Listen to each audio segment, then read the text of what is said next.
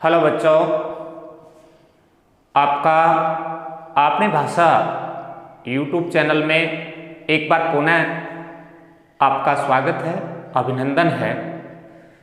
काफ़ी लंबा समय निकल गया है।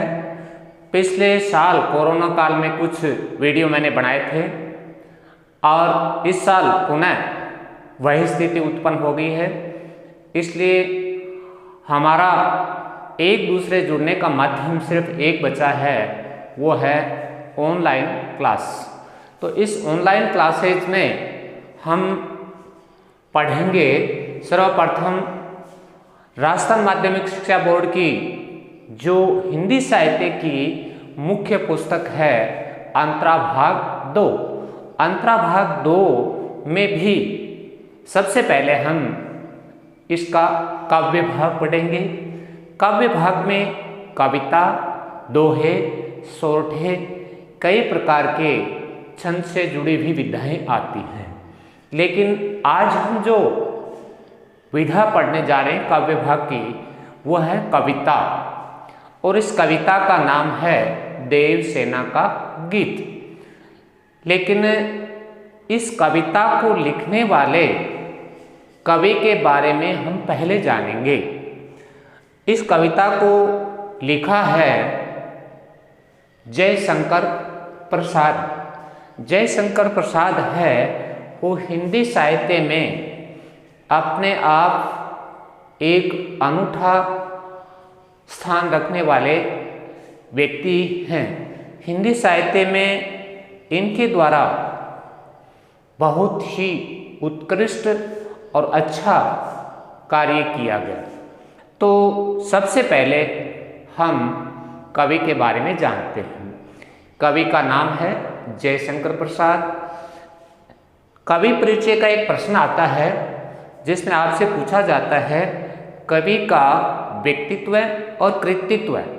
व्यक्तित्व में उस व्यक्ति से जुड़ी भी वो सारी जानकारियाँ जो जन्म से लेकर मृत्यु पर्यंत तक उसने क्या क्या किया। दूसरा भाग है कृतित्व। कृति कहते हैं रचना को। उन कवि ने या लेखक ने ऐसी कौन सी रचनाएं लिखी, ऐसे कौन से उनके लिखे गए काव्य कला हैं जो चर्चा का विषय रहते हैं। तो आइए हम पढ़ते हैं जयशंकर प्रसाद जी के बारे में। सबसे पहले देखिए उनका जन्म।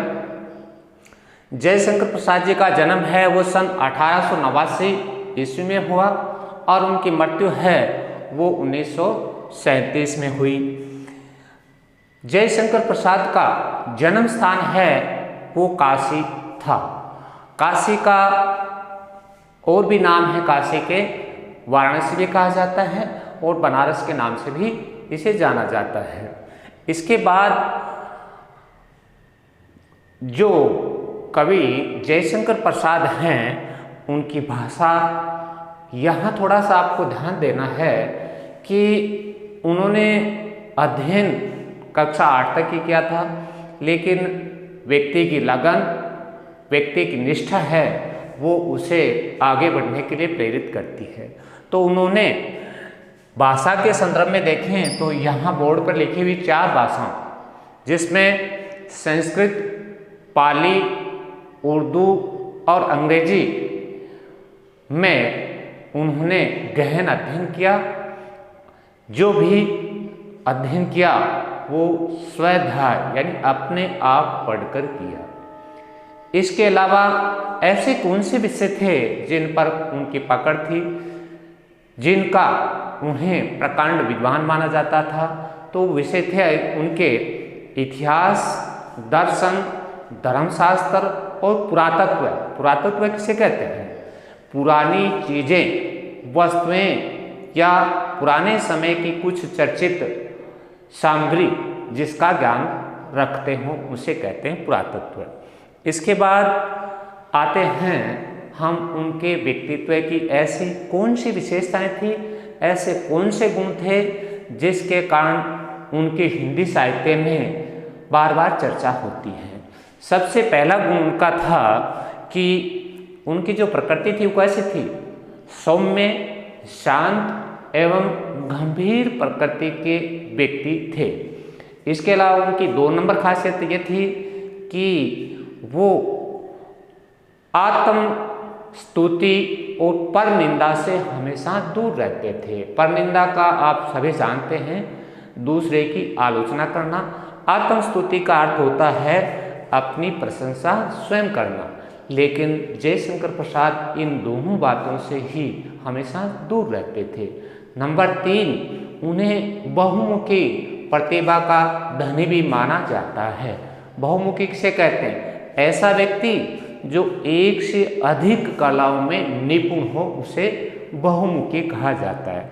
इसके साथ चौथी खासियत उनकी क्या थी?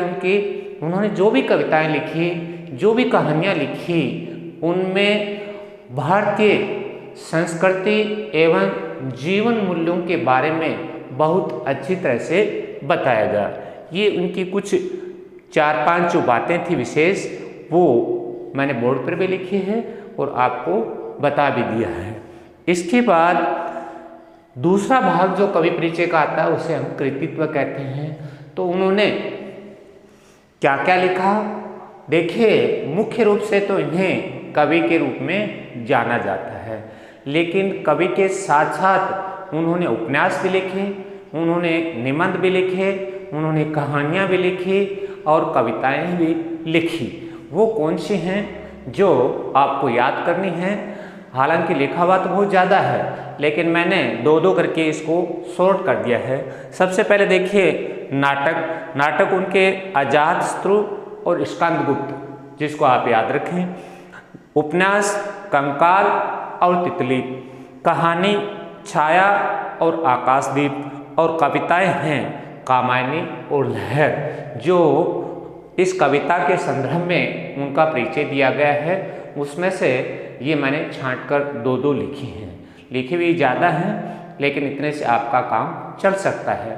तो ये तो हो गया इस कविता का कवि परिचय से संबंधित व्यक्तित्व और कृतित्व, दोनों रूप इसमें शामिल है।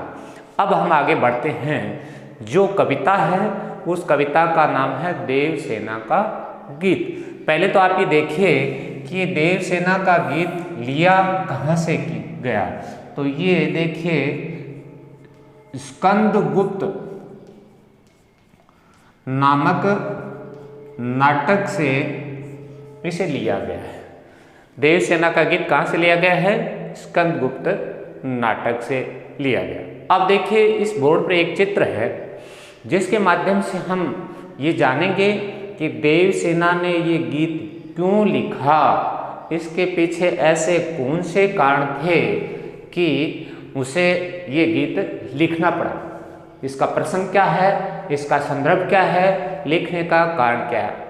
आइए अब हम इस पर थोड़ी सी चर्चा करते हैं, ताकि आपको कविता को पढ़ने से पहले ये समझ में आ जाए कि इस कविता का प्रसंग क्या है या किस संदर्भ को ये जोड़ती है। सबसे पहले देखिए, देवसेना जो इसकी मुख्य पात्र है, देवसेना का भाई जिसका नाम था बंधु वर्मा, और वो तो मालवा का राजा। मालवा का राजा बंधु वर्मा, उसकी बहन थी देवसेना। होता क्या है, उस वक्त हमारा जो भारत का क्षेत्र था आर्यावर्त, उस क्षेत्र में हुणों का आक्रमण होता है, और हुणों के आक्रमण में देवसेना का भाई बंधु वर्मा सहित उसका पूरा परिवार है वो वीर गति को प्राप्त हो जाता है। अब देवसेना अकेली बच जाती है। देवसेना अकेली बच जाती है, वो व्यथित होती है, लेकिन वो थोड़ी दृढ़ निश्चय थी, वो कुछ करना चाहती थी। वो ये चाहती थी कि मेरे भाई के अधूरे सौपन हैं, मैं उनको पूर्ण करूं। साथ ही उसने एक संकल्प और लिया था, राष्ट्रभक्ति का, देश प्रेम का, राष्ट्र सेवा का। इन दोनों उद्देश्यों को पूर्ति के करने के लिए उसे भी किसी की सहायता की जरूरत थी। तो उसके मन में, और स्कंदगुप्त जो था उसकी चाहत थी, यानी वो उसके साथ जुड़ना चाहती थी। किस लिए? अपने भाई के सपनों को पूर्ण करने के लिए और अपनी जिंदगी अच्छे से व्यतीत बीते इसके लिए। लेकिन स्कंदगुप्त है वो देवसेना को तब तक जानता नहीं था या उससे जुड़ना नहीं चाहता।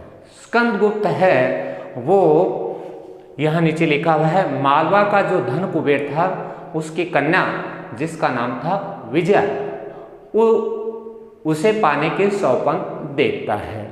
लेकिन होता क्या है कि जो धन कुबेर की पुत्री या कन्या है विजया, उसकी तरफ से उसे कोई प्रत्युत्तर नहीं मिलता है, तो वो निराश हो जाता है। लंबा समय निकल जाता है। इधर देवसेना है वो भी लंबा समय निकलने के कारण अपने जीवन में कुछ परिवर्तन कर लेती है। वो क्या करती है कि एक वृद्ध जिनका नाम है प्रणदत्त, उसके आश्रम में चली जाती है और उस आश्रम में उनके साथ गीत गा करके भीख मांगती है और अपना जीवन व्यापन करती है। ऐसा लगभग चल रहा था। और उसके साथ साथ वो एक काम और करती थी कि वहाँ महादेव वर्मा की समाधि थी, उसको पुरस्कृत करने का भी काम करती थी।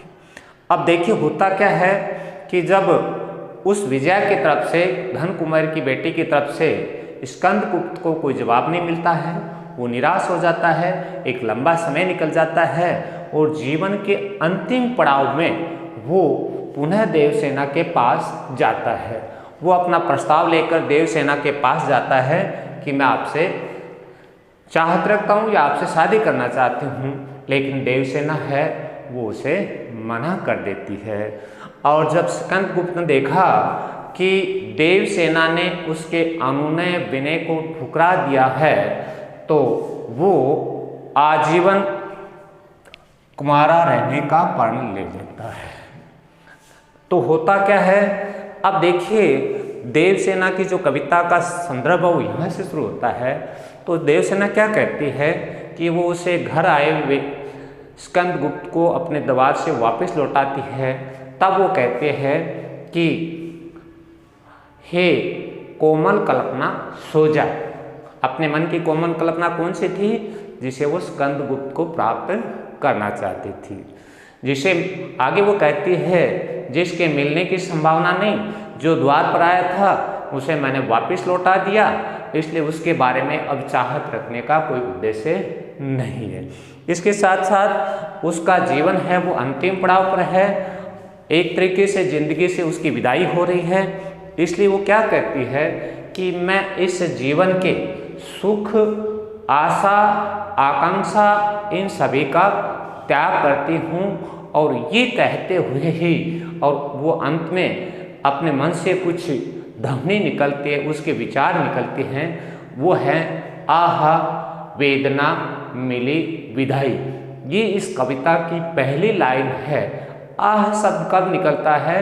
जब व्यक्ति दुखी होता है, जब व्यक्ति पीड़ित होता है, जब पीड़ा से ग्रस्त। यहाँ थोड़ा सा देखिए आप, आह के आगे विस्मयादि बोधक चिन्ह लगा हुआ मिलेगा। तो ये शब्द आप जानते हैं, जब आदमी दुख या पीड़ा में होता है तब निकलता है। और दूसरा ठीक ऐसा ही शब्द मिलता जुलता है, वो है ओह। ये भी विस्मयादि बोधक है, लेकिन दोनों में अंतर है। यहाँ जो लिखा गया है वो दुख का प्रतीक है और ओ शब्द वो प्रसन्नता को व्यक्त करता है। तो आ है वेदना मिली विदाई, यहाँ उसके अपने मन की भावना, मन के विचार बाहर निकलते हैं और इन विचारों का एक तरीके से प्रस्फुटन होना और उनकी मन की भावनाओं का व्यक्त होना इस गीत का स्वरूप बन जाता है। वो हम कविता के माध्यम से उसके अपने जो जीवन भर के विचार हैं या देवसेना ने जो गीत लिखा वो हम कविता में पढ़ेंगे। आज मैंने आपको दो बातें बताई हैं, पहला कवि परिचय, दूसरा देवसेना का गीत लिखने का संदर्भ या प्रसंग क्या था। अब शायद आपको ये जिज्ञासा भी आपकी खत्म हो गई कि देवसेना का गीत लिखने का उद्देश्य क्या था, उसका प्रसंग क्या था, उसका संदर्भ क्या था। ये दोनों बातें आप आज पढ़ें और कविता का एक तरीके का आपका समरी सारांश थोड़ा सा दिमाग में आ जाएगा जब हम पूरी पढ़ेंगे। आज इन दोनों टॉपिकों पर हमारी चर्चा हुई। आप सभी ने ध्यानपूर्वक सुना, देखा, इसके लिए आप सभी का बहुत बहुत धन्यवाद।